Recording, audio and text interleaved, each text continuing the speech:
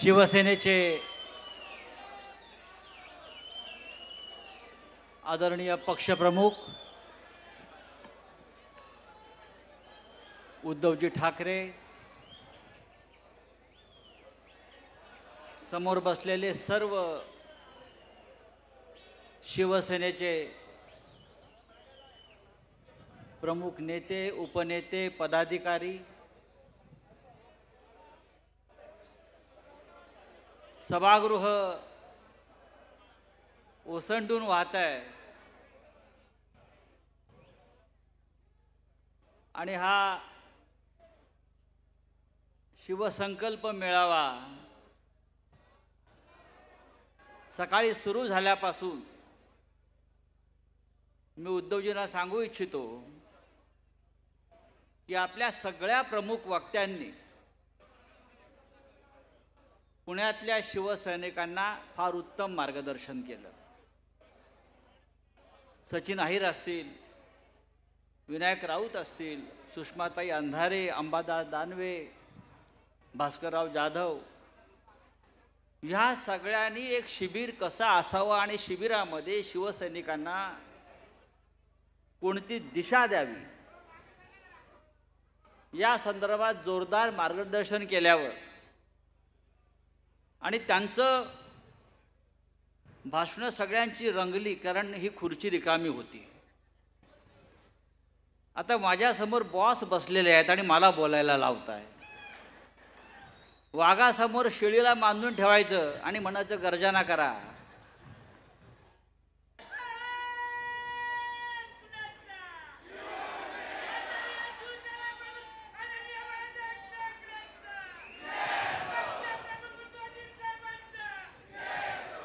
उद्धवजी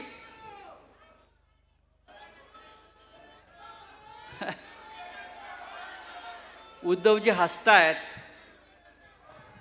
उद्धवजी हसतायत. मी एका ओळीत सांगेन त्यांचा हसण्याचा अर्थ काय. ये हंसता हुआ चेहरा कुछ लोगों के जलने का कारण है. ये हंसता हुआ चेहरा है कुछ लोगों के जलने का कारण है. महाराष्ट्रात सध्या जी आग लागलेली आहे ती उद्धवजींच्या या हसण्यामुळे लागलेली आहे. एवढं सगळं घडतंय, संकटांवर संकट येत आहेत, संघर्ष होतोय, कोंडी केली जाते, पण आमचा नेता मात्र हसत हसत प्रत्येक संकटाला सामना देतो आहे आणि आम्हाला लढण्याची प्रेरणा देतो आहे. त्याच्यामुळे जी समोर जी जळफळाट सुरू आहे त्याचं कारण उद्धवजी तुमचं हसणं आहे. आजचं आपण वातावरण जर पाहिलं असेल, आज सकाळपासून पुण्यातलं, खूप दिवसांनी पुण्यामध्ये हे अशा प्रकारचं वातावरण निर्माण झालेलं आहे. सुषमाताई, आपण मगाशी एक उल्लेख केला, कोणत्या जागा लढायच्या आहेत, काय करायचं आहे, यादी तयार आहे. जर मला विचारलं, उद्धवजी विचारतात, जर आपल्याला विचारलं कोणत्या जागा लढणार तुम्ही पुण्यात,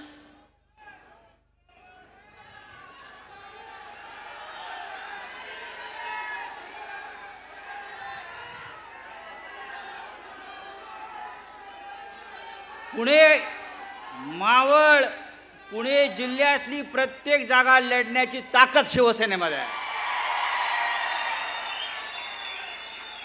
प्रत्येक जागा लढण्याची ताकद शिवसेनेमध्ये आहे. आणि गेल्या 25-30 वर्षामध्ये या प्रत्येक जागेवर कधी ना कधी शिवसेनेचा आमदार जिंकून आलेला आहे. तुम्ही 1-2 जागा घेऊ नका. हा पुणे, आता पहा तुम्ही, गेले काही वर्ष, मी नेहमी सांगतो, गेल्या काही वर्षामध्ये शिवसैनिकांनी दुसऱ्यांच्या पालख्या खूप वाहिल्या. आता शिवसैनिकांना स्वतःसाठी लढायचं आहे.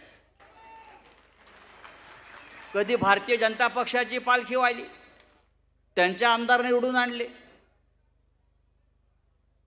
परवा कसब्याची पोटनिवडणूक झाली, शिवसैनिकांनी कष्ट करून कसब्यात काँग्रेसचा आमदार निवडून आणला.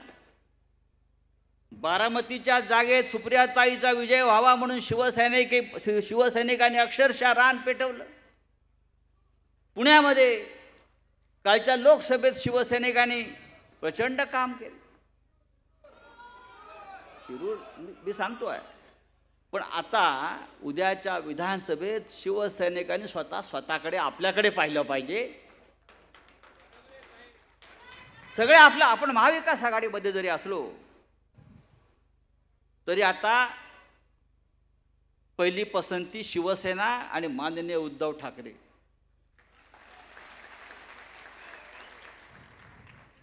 आणि हे आपल्याला करावं लागेल. यासाठी आजचा हा शिवसंकल्प मेळावा आहे.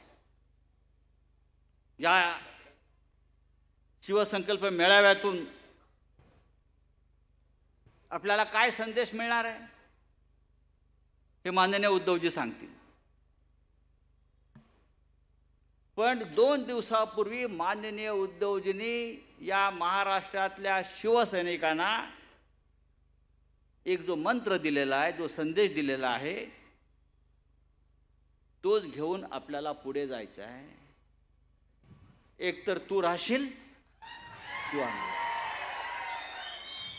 एक तो तू रहेगा नहीं तो मैं रहूंगा, लेकिन महाराष्ट्र में रहेगी शिवसेना ही.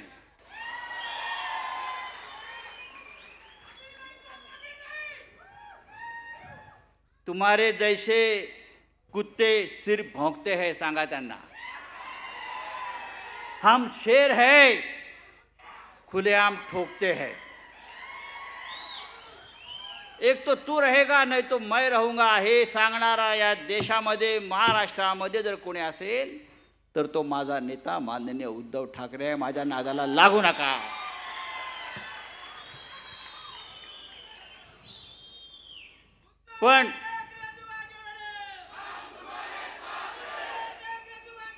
पण ही जी निवडणूक आहे, ही निवडणूक सोपी नाही उद्धवजी.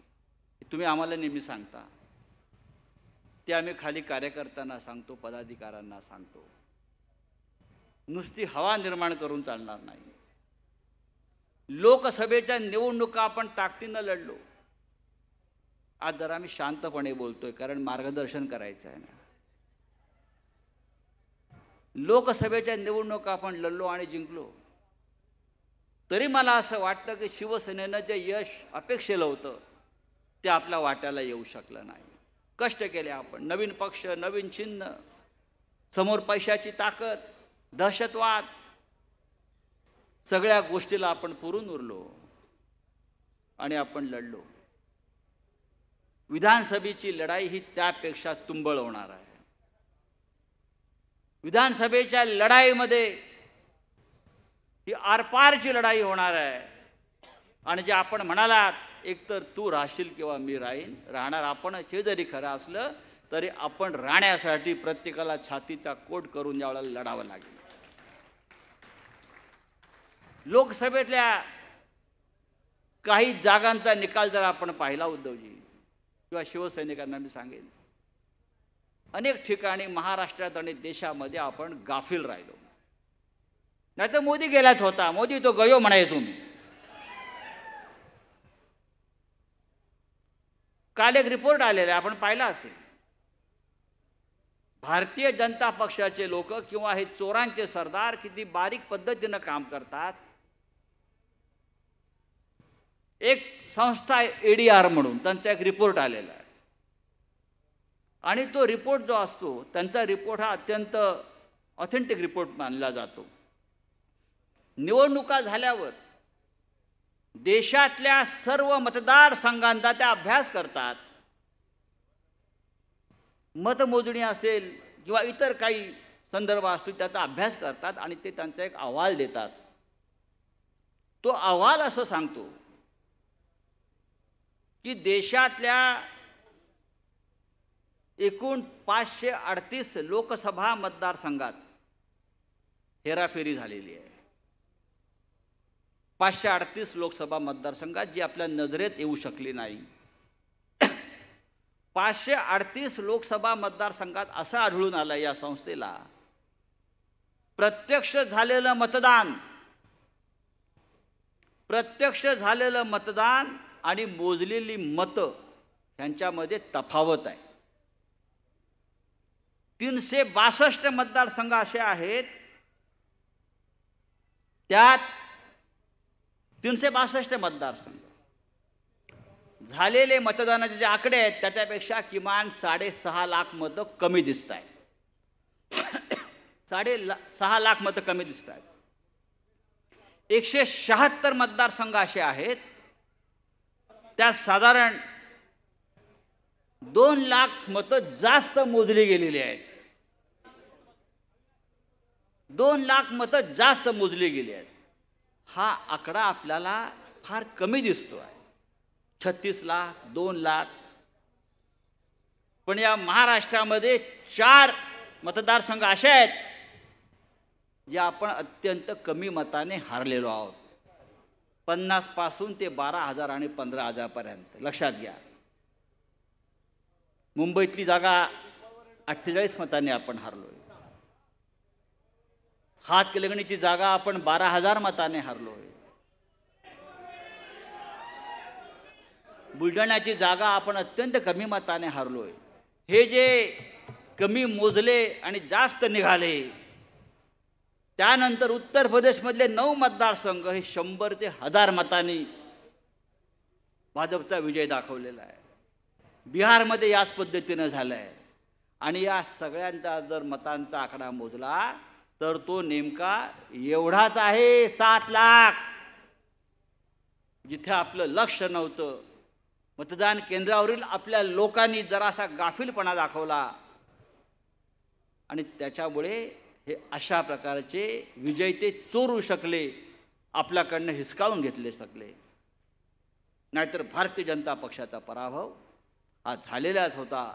आणि अशा प्रकारचे किमान 35 ते 40 मतदारसंघ या देशामध्ये असे होते जे या 5 ते 6 लाखाच्या ज्या चोरलेली मतं आहेत, लहान लहान लहान लहान लहान लहान, ही त्यांनी आपल्याकडे विजय हा शेवटच्या क्षणी त्यांनी हा मिळवलेला आहे. मी हे आपल्याला यासाठी सांगतोय, अशा प्रकारचं उद्योग आणि धंदे हे विधानसभेत अधिक मोठ्या प्रमाणात होण्याची शक्यता मला दिसते आहे. हे जे आपण शिबिर घेतलेलं आहे, जे आपण मार्गदर्शन आपल्या नेत्यांचं सहकाऱ्यांचं आमचं ऐकलेलं आहे, त्या मार्गदर्शनाबरोबर जिथे आहात त्या जमिनीवर एखादा योद्धाप्रमाणे शेवटच्या मिनिटापर्यंत तुम्ही उपस्थित राहिलं पाहिजे. प्रत्येक मताची मोजणी होईपर्यंत तुम्ही तिथे उपस्थित राहिलं पाहिजे.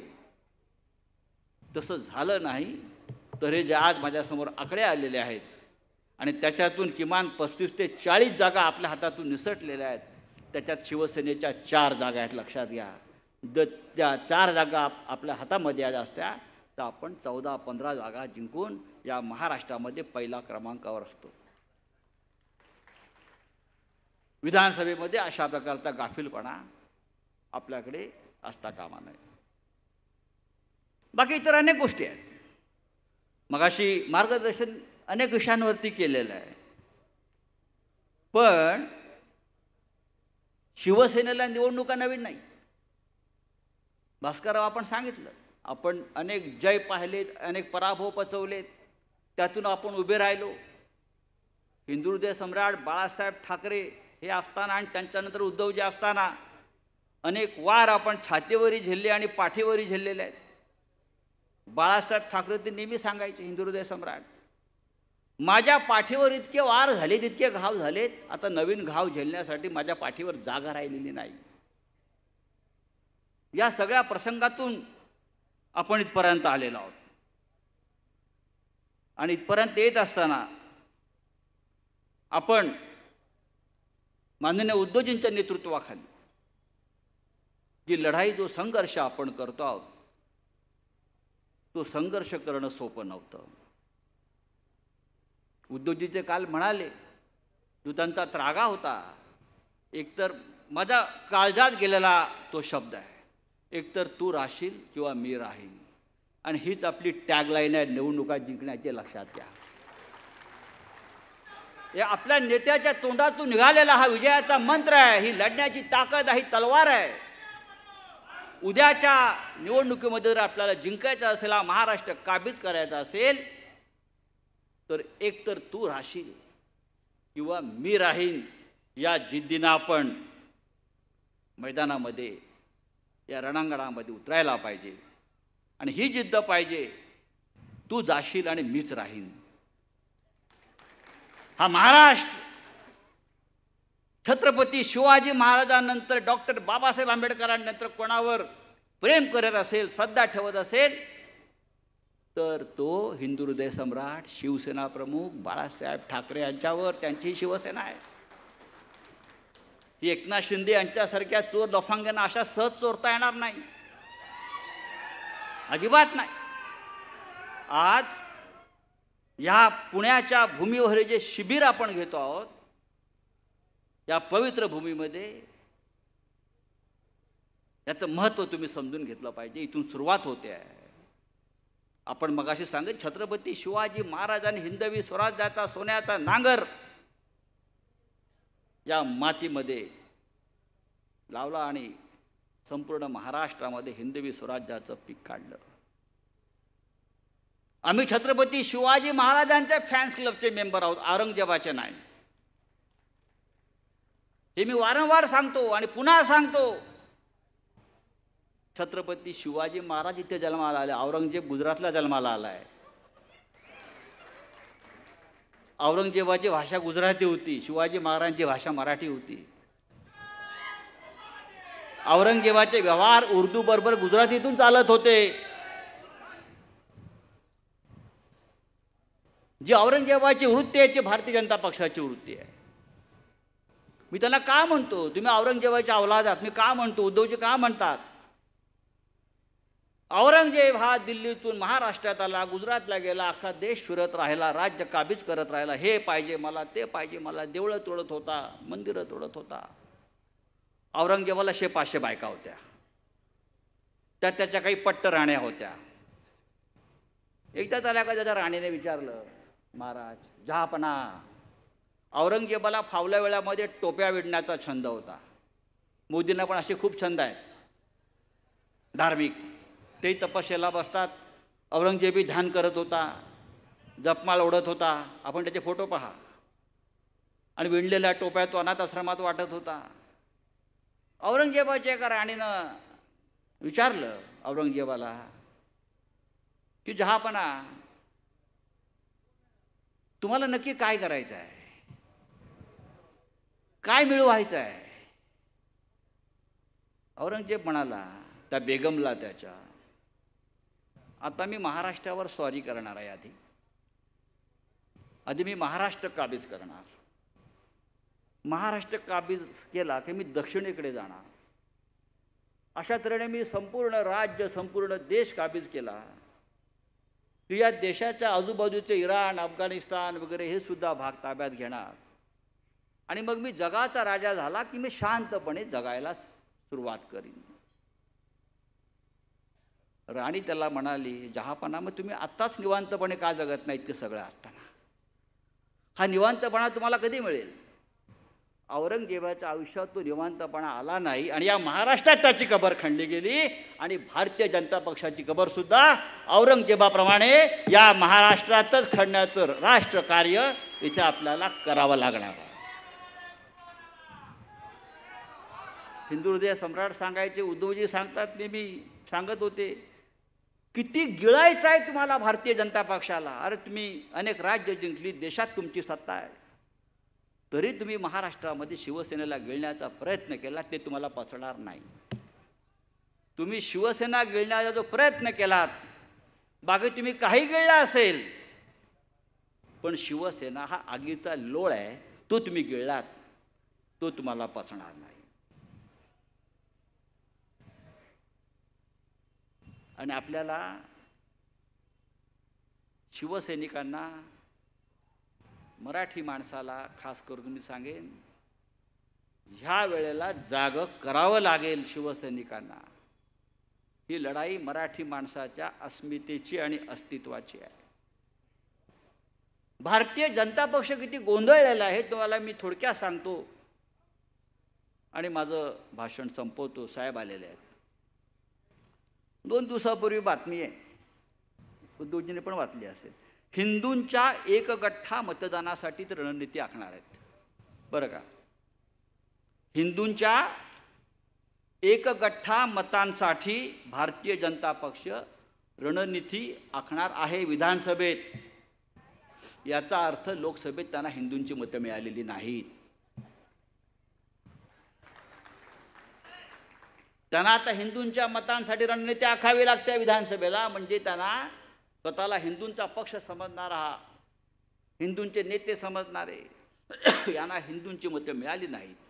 आम्हाला म्हणता मुसलमानांची मतं मिळाली. होय, आम्हाला मुसलमानांची मतं मिळाली. या देशातल्या सर्व अधिकृत नागरिकांची मतं आम्हाला मिळालेली आहेत. त्यात हिंदू आहेत, मुसलमान आहेत, जैन आहेत, पारशी आहेत.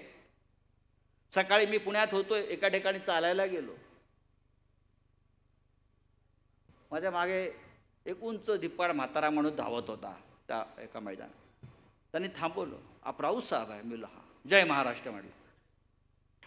मेरा नाम अमुक अमुक, शेवटी ईरानी. मैं पारसी हूँ लेकिन शिवसेना को वोट दिया है, उद्धव जी को वोट दिया. या देशातल्या सर्व जाती धर्माच्या लोकांनी महाराष्ट्रात उद्धवजींना मतदान केलेलं आहे. हे काय सांगतात? बहुसंख्य हिंदूंनी महाराष्ट्रात शिवसेनेला मतदान केलं. आकडे पहा. बहुसंख्य मुस्लिमांनी आम्हाला मतदान केलं आहे, ख्रिश्चनांनी मतदान केलं आहे, सर्व जाती धर्माच्या लोकांनी मतदान केलं आहे. कारण या राज्यामध्ये जर आश्वासक चेहरा कोणता असेल तर तो माननीय उद्धव साहेबांचा आहे. आणि हा विचारसुद्धा, ही भूमिकासुद्धा आपल्याला यापुढे महाराष्ट्रात घराघरात न्यावी लागेल. तर हिंदूंचा एक गठ्ठा मतदानासाठी ते आता कामाला लागलेत. मग 30-35 वर्ष का झक मारत होता? याचा अर्थ असा आहे, उद्धवजी तुमच्या सोबत ही शिवसेना होती म्हणून तुम्हाला हिंदूंची मतं मिळत होती. आता आम्ही तुमच्या बरोबर नाही. तुम्हाला हिंदू मतांसाठी आता धडपड करावी लागेल. पण जेव्हा हे हिंदू म्हणून मतं मागायला येतील तेव्हा त्यांना प्रश्न विचारला पाहिजे, 10 वर्ष आपली सत्ता या देशामध्ये आपण हिंदूंसाठी काय केलं? उद्या 5 ऑगस्ट आहे, परवा उद्या गटारी आहे, आपला सण आहे, परवा 5 ऑगस्ट आहे. 5 ऑगस्टला काश्मीरमधून 370 कलम काढण्याला 5 वर्ष होत आहेत. हिंदुत्वाच्या नावाखाली हे कलम काढण्यात आलं 370, त्याला 5 वर्ष पूर्ण होत आहेत. 5 वर्षामध्ये काश्मीरमधल्या हिंदूंसाठी, हिंदू काश्मीरी पंडितांसाठी या सरकारने काय केलं? हा साधा प्रश्न विचारा. काश्मीरी पंडित आपल्या घरी जाऊ शकले का? घर वापसी झाली का? हा प्रश्न विचारा. आजही काश्मीरची परिस्थिती जशी होती तशीच आहे. फक्त त्या प्रश्नाचं राजकारण केलं. आपण हिंदू आहात? भाजपवाल्यांना विचारा, संघवाल्यांना विचारा, आपण हिंदू आहात? मग एका प्रश्नाचं उत्तर द्या म्हणावं. आपण काय ते गायीचे भक्त आहात? गोमाता? आम्ही पण आहोत. मग गायी कापणाऱ्या, गायीचं मांस एक्सपोर्ट करणाऱ्या कंपन्यांकडून भारतीय जनता पक्षानं 2000 कोटीचा निधी का घेतला? आपण हिंदुत्ववादी आहात. ज्यांनी बीफ कंपन्याकडून, बीफ एक्सपोर्ट करणाऱ्या कंपन्याकडून 2000 कोटी रुपये घेतले ज्या भारतीय जनता पक्षानं, त्यांना हिंदुत्ववादी म्हणण्याचा अधिकार नाहीये. आपण हिंदुत्ववादी आहात. परवा आपल्याकडे जे शंकराचार्य महाराज आले होते, अभिमुक्तेश्वरानंद, त्याने एक उत्तम विषय मांडला. केदारनाथच्या मंदिरातलं 500 किलो सोनं ह्या लोकांनी, भाजपवाल्यांनी गायब केलंय. ज्या केदारनाथच्या गुहेमध्ये नरेंद्र मोदी हे तपस्या करायला जातात, निवडणूक झाल्यावर गुहेत बसतात, तपस्या करतात 15 कॅमेऱ्यांसह, केदारनाथच्या मंदिरातलं 500 किलो सोनं कोणी चोरलं? कुठे गेलं 500 किलो सोनं? हा प्रश्न एक हिंदू म्हणून आपण त्यांना विचारायला हवा. आणि सगळ्यात महत्त्वाचा प्रश्न, अयोध्येच्या रामाचे आपण मालक झाला होतात, आज राम गळक्या छपराखाली कोणी बसवलाय? प्रभू श्रीराम नव्या मंदिरात गळक्या छपराखाली बसलाय. माझं उद्धवजींना आव्हान आहे, उद्धवजी आपण अयोध्येत जाऊन त्या गळक्या छपराखालच्या रामाला आपण पुन्हा एकदा सुरक्षित जागेमध्ये नेण्यासाठी एखादं आंदोलन करावं लागेल. या हिंदूंचा देव, हिंदूंचा राजा, त्याच्या राज्यामध्ये भारतीय जनता पक्षानं गळक्या छपराखाली बसवल्या, छत्री लावलेली आहे. हे किती काळ चालणार? आपण जेव्हा हिंदू म्हणून जेव्हा या गोष्टी करतो तेव्हा नुसतं मतांसाठी हिंदुत्व नाही, हे जे माननीय बाळासाहेबांनी आम्हाला सांगितलं आहे, पोटाचा प्रश्न महत्त्वाचा आहे, नोकरीचा प्रश्न महत्त्वाचा आहे, रोजगाराचा प्रश्न महत्त्वाचा आहे, शेतकऱ्यांचा प्रश्न महत्त्वाचा आहे. सगळ्यात जास्त आत्महत्या शेतकऱ्यांच्या महाराष्ट्रामध्ये होत आहेत आणि विदर्भात होत आहेत. हे सगळे प्रश्न आहेत ना, हे सगळे प्रश्न घेऊन आपल्याला पुढले 2 महिने फिरावं लागेल, जावं लागेल, बोलावं लागेल, उत्तम वक्त्यांना समोर जावं लागेल, गावागावात जावं लागेल आणि मुख्य म्हणजे एक जिद्द पाहिजे. आपल्या पक्षामध्ये हा मंत्र नको, तू राहशील किंवा मी राहीन, आम्ही सगळे राहू. तिकीट तुला मिळेल की मला मिळेल, नाही तुला बघून घे. नाही, उद्धवजी देतील, तू उमेदवार आहे, आधी सत्ता येऊ द्या, सर्वांना सर्व काही मिळेल. शिवसेना ही सर्वांसाठी आहे. शिवसेना ही सूर्याच्या किरणांसारखी आहे. सूर्याची किरण जसा कंजूसपणा करत नाही उगवल्यावर, ती सगळ्यांसाठी असतात. ती खिडकीतूनही जातात, ती फटीतूनही जातात, ती दारातूनही जातात. असा हा शिवसेनेचा विचार आहे. शिवसैनिकांनी आत्मसात केला पाहिजे. माझ्यासारखा माणूस तृप्त आहे. मी नेहमी सांगतो, मला या पक्षाने इतकं दिलेलं आहे, या पक्षात मला मरण आलं तरी चालेल, पण मी शरण जाणार नाही, या पक्षासाठी जगेन आहे. प्रत्येकाला पक्षानं प्रतिष्ठा दिलेली आहे, जगण्याची जिद्द दिलेली आहे. इथे बसलेले सर्व पक्षाचे नेते, उपनेते, महिला आघाडीच्या नेत्या असतील, पदाधिकारी असतील, युवा सेनेचे पदाधिकारी असतील, पुढल्या 2 महिन्यामध्ये आपापसामधल्या मनातली जळमट्ट पहिली दूर केली पाहिजेत आणि एक ज्वलंत असा पक्ष जो आज उद्धवजींच्या नेतृत्वाखाली पुन्हा एकदा उभा राहिलेला आहे, ही मशाल आपण पेटत ठेवली पाहिजे. आणि हिंदुहृदय सम्राट बाळासाहेब ठाकरे यांचे ऋण आपल्याला फेडायचे असतील या महाराष्ट्रावरचे, मराठी माणसावरचे, तर आपल्याला या महाराष्ट्रामध्ये गद्दारांना गाडून, मी हल्ली गद्दारांचा उल्लेखच करत नाही, गद्दार मेलेले आहेत. माझ्या भाषणाखाली गद्दारीचा उल्लेखच नसतो. लोकसभा निवडणुकीमध्ये गद्दारांचं फार स्मशान झालेलं आहे. आता आपली लढाई आहे सत्तेवर येण्याची, महाराष्ट्र काबीज करण्याची, जिंकण्याची. आणि या महाराष्ट्राला लढावं कसं हे सांगण्याची गरज नाही. हा महाराष्ट्र कायम लढत आलेला आहे आणि या लढणाऱ्या महाराष्ट्राचं कोणी प्रतिनिधित्व करत असेल तर ती फक्त शिवसेना करते, हे लक्षात घ्या. आज या महाराष्ट्रामध्ये माननीय उद्धव साहेबांच्या नेतृत्वाविषयी एक असा विश्वास आहे, जर आपण 288 उमेदवार उभे केले तर आपण किमान 160 जागा जिंकून आणू, अशा प्रकारचं वातावरण आहे महाराष्ट्रामध्ये. पण शेवटी आपण शब्दाला पक्के आहोत की महाविकास आघाडी उद्धवजींच्या नेतृत्वाखाली पुढे जाईल आणि या महाविकास आघाडीचं सर्वोच्च नेतृत्व हे आपल्याच पक्षाकडे राहील. यासाठी सर्वाधिक आमदार शिवसेनेचे निवडून आणणं हे माझ्यासह प्रत्येक शिवसैनिकाचं कर्तव्य आहे.